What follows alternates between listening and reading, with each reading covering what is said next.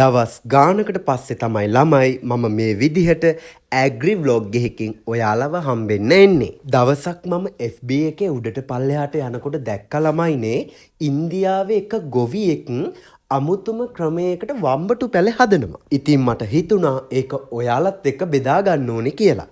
හරි අපි දැන් පොළව කොටලා හොඳට පසබුරුල් කරගමුකෝ. ඊට පස්සේ ළමයි නෑඹිලියක් උඩු අතට තියලා තියෙනවා වගේ පාත්තිය හදාගන්න ඕනේ.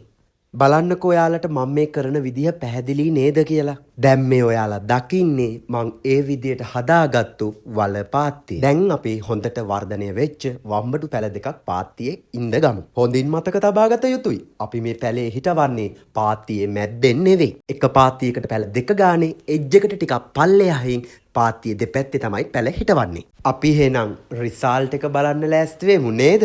ඔයාලා දැන් මේ දකින්නේ හිටවලා සති දෙකකින් පස්සේ ඒ වම්බටු පැල තියෙන්නේ කොහොමද කියලයි. ඇත්තටම වැඩේ සාර්ථකයි. මේ ක්‍රමයෙන් අපිට වතුරත් ගොඩක් ඉතුරු කරගන්න පුළුවන්. ලංකාවේ බහුලව භාවිතා කරන්නේ ලියදි ක්‍රමයනේ. ලියදි ක්‍රමයට අමතරව මේ විදිහටත් වම්බටු වගා කරන්න පුළුවන් කියලා ඔයාලා මතකයේ තියාගන්න. එහෙනම් මං ගිහිල්ලා එන්නම්. ඔයාලා හැමෝටම ජයෙන් ජයම වේවා.